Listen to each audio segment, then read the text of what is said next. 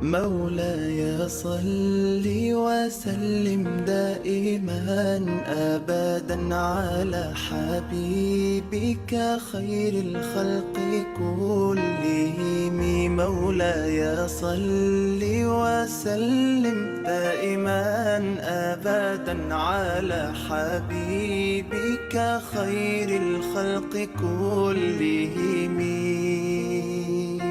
يا نبي سلام عليك، يا رسول سلام عليك، يا حبيب سلام عليك، صلوات الله عليك.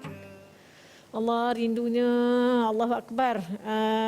Di Kota Mekah, insya-Allah. Dan kita akan masuk kepada tajuk akikah dan korban di Mekah. Kita akan bersama dengan Ketua Pegawai Eksekutif Akikah Center, iaitu Ustaz Abdul Halim Khairi Abdul Aziz. Assalamualaikum Ustaz. Waalaikumsalam warahmatullahi wabarakatuh. Sihat, Alhamdulillah. Selamat pagi Ustaz. Ustaz, banyak dah tadi kita cerita dengan topik-topik dengan slot-slot yang lain berkenaan dengan korban. Tapi kali ini kita nak sekali lagi, kenapa kita kena berkorban Ustaz? Silakan. Baik, bismillahirrahmanirrahim. Terima kasih kepada TV Hijrah, terima kasih kepada Amy juga.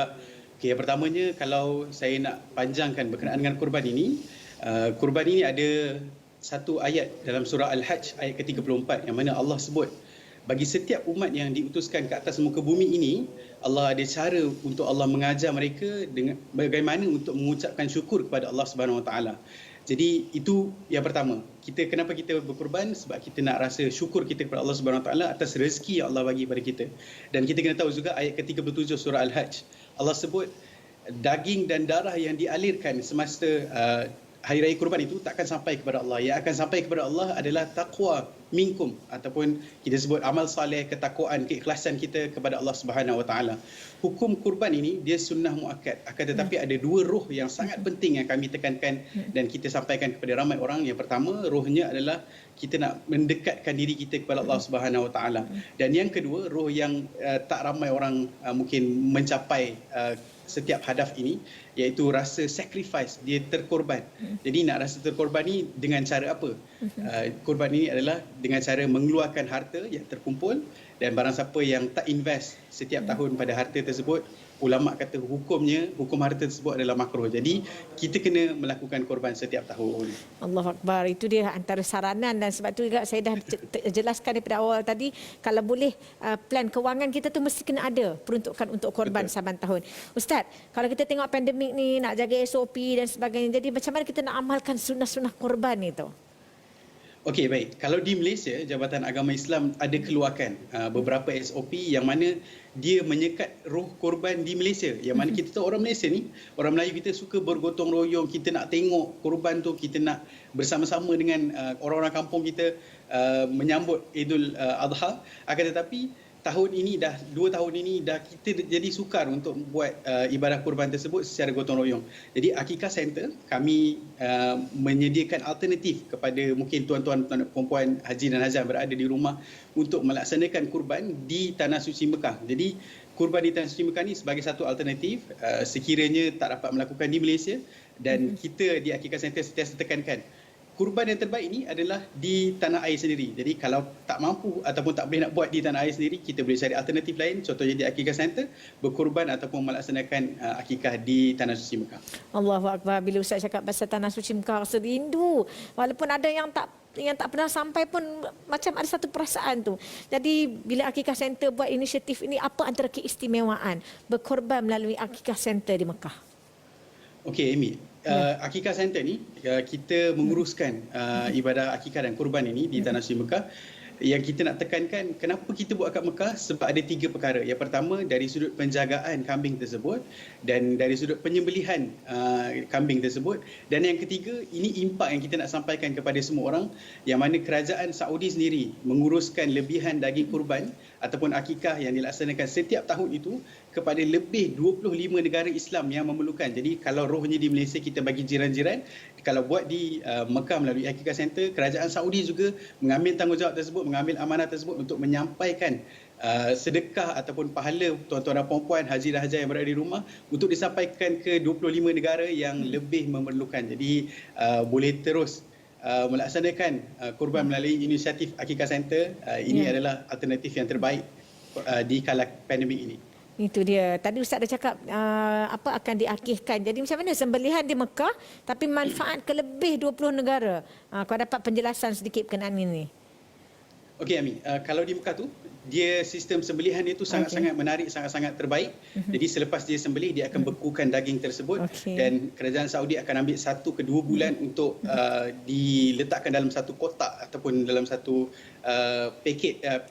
packaging yang khas, dan mana mereka, kerajaan Saudi sendiri melalui Islamic Development Bank mereka mengagihkan ke 25 negara. Antara negara yang kalau saya share, antara negara tahun lepas yang menerima manfaat kurban daripada Tanah Suci Mekah ni adalah Palestin, Iraq, Syria, Pakistan, Sudan, Mali, Djibouti, dan ada banyak lagi negara yang mereka ni memerlukan seperti mana rakyat Malaysia di kala pandemik ini.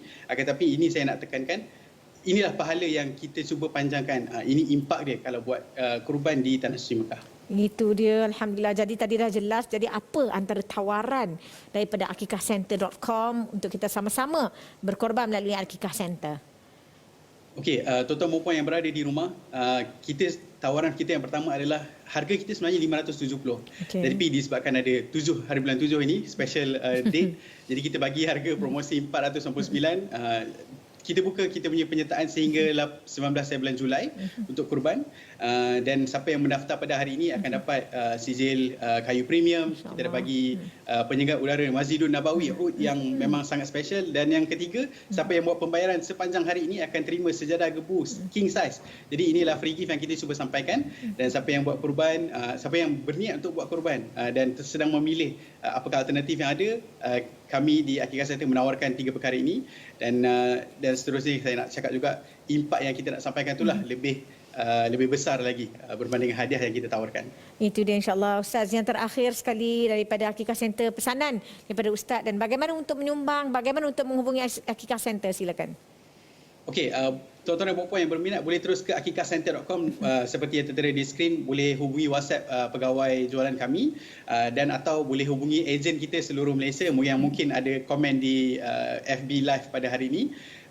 Dan juga tuan-tuan dan puan kena ingat, kurban ini ada 2 roh tadi. Yang pertama, kita nak rasa mendekatkan diri kepada Allah SWT, dan yang kedua, kita nak capai takwa tersebut dengan kita mengorbankan sedikit harta kita. Semoga Allah memberkati dan memberkahi kita punya umur dan harta kita, dan Allah menambahkan lagi saban tahun. Jadi itulah roh kurban yang kita nak cuba capai, dan jangan buang masa. Boleh terus mendaftar dengan akikahcenter.com atau hubungi nombor yang tertera di skrin. Itu dia, insya-Allah. Terima kasih banyak kita ucapkan kepada Ustaz Abdul Halim Khairi Abdul Aziz, Ketua Pegawai Eksekutif Akikah Center, dan kepada anda yang sedang menonton ini, jika anda masih tercari-cari bagaimana saluran untuk anda melakukan korban, hubungi Akikah Center untuk berkorban. Untuk berkorban melalui Akikah Center di Mekah, insya-Allah. Terima kasih banyak. Barakallahu fikum Ustaz, dan juga keseluruhan tim Akikah Center, insya-Allah. Semoga Allah memberkati kalian dan para penonton, insya-Allah. Semoga ini adalah antara bukti ketaatan kita kepada Allah Subhanahu Wa Taala. Jangan lupa ambil gambar, snap, screenshot dan sebagainya, dan bertindak segera. Dan juga sebagaimana menghidupkan 2 roh yang telah Ustaz sampaikan kepada kita tadi, bukti ketaatan kita mendekatkan diri kita kepada Allah Subhanahu Wa Taala, dan juga rasa pengorbanan itu. Para penonton, sekali lagi kita nak berehat, insya-Allah. Jangan ke mana-mana. Kembali lagi selepas ini.